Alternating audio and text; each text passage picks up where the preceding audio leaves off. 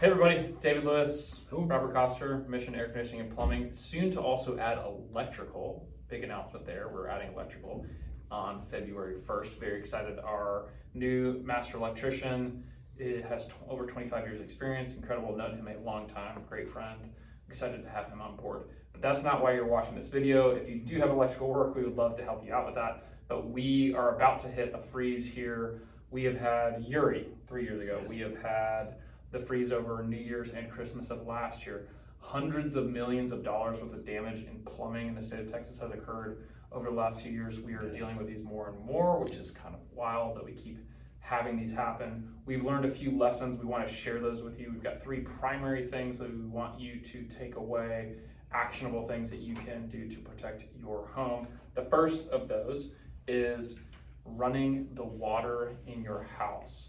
When the water comes out of the ground, which is where your water is going to come from, it's going to leave the ground at around 55 degrees.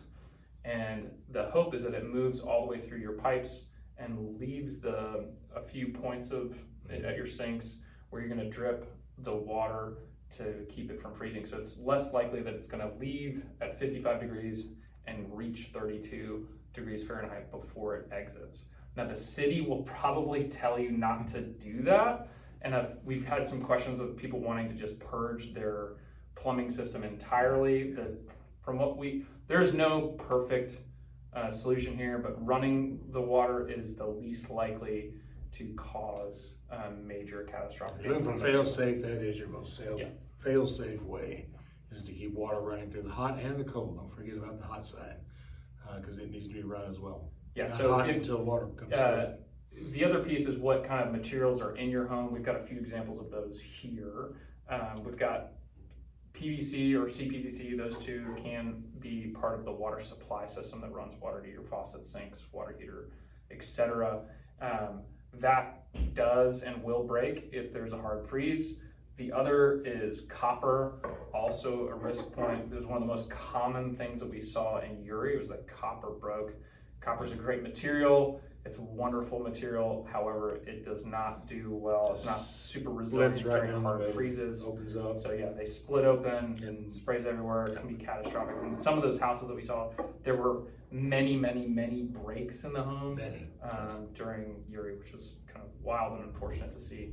The most likely type of system to prevent freeze and breaking is PEX. It is a polyurethane material that has the ability to expand up to how many times its size? So it will expand to 3 times its normal size. Yeah. So none of these is going to keep water from freezing, right? But because of the pliability of PEX, it is more resilient to actually breaking. It will go back breaking. to its normal size. Some of the fittings may be at risk. They're not as pliable, but from all the homes that we saw over the last couple of years, this is the material that's the most resilient and really is where all homes are moving towards. So you'll typically see copper and PVC or CPVC in homes or on the outside of the home on older houses. So if your home's doesn't have PEX, you really should consider having that switched out as quickly as possible because you'll have less likely of having a catastrophic event in your house. Yes. Okay, so that's number 1.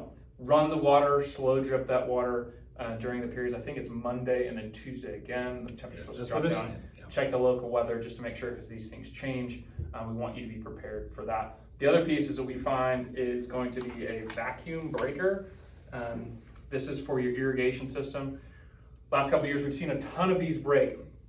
Reason because water's trapped in there. It's obviously going to expand. It's going to explode. It's a very simple process. We are in this email. We'll have a video for you on how to do that a little bit more close up. But your 2 valves, when they are running, they're going to be in a parallel position. Valves that are open are in parallel position. So as it's sitting on your outside, it's going to be like that. You're going to turn them to a perpendicular position. And then from there, you're going to open up these little caps. Stay with me, you got it. You're going to open up these caps so that the water can actually come out. And there is a place to put a flathead screwdriver right here and on this one as well, where you're going to turn them. They should be closed when they're normal operation, which means they're in a perpendicular format. So you turn them to make them go in line with the direction of flow. Once you open those, you don't need to continuously unscrew it. You You just turn it once so that it should be like about a quarter turn 1/4 of a to turn. let it, That you'll will- see some water will probably release. Yes. That will empty this body. First, close the valve and then open these two so that water purges out. And then the last piece after that is insulation. So we've got an example of what we bought from Amazon a couple years ago. This one's probably too big for most people. Probably don't need something this large, but I would measure your valve first before you make an order. And it's basically a cover. So it's a bag that is insulated that opens up. You cover the whole thing, close it up, seal it as well as you can. But this isn't the only thing you can do. You can put t-shirts and Sure. bags and rags and whatever. So you'll This is see, just a little bit easier. you'll see something like this sticking up out of your ground. So you saw how wide that was. Sometimes, for whatever reason, they get way over here with it, but typically it's gonna be something like this. Yes, maybe 17 Yeah, or so 20 this is inches coming wide. in the bottom, out the side. Yeah, so you'll see that in your yard if you have an irrigation system. Very common to see them exploding.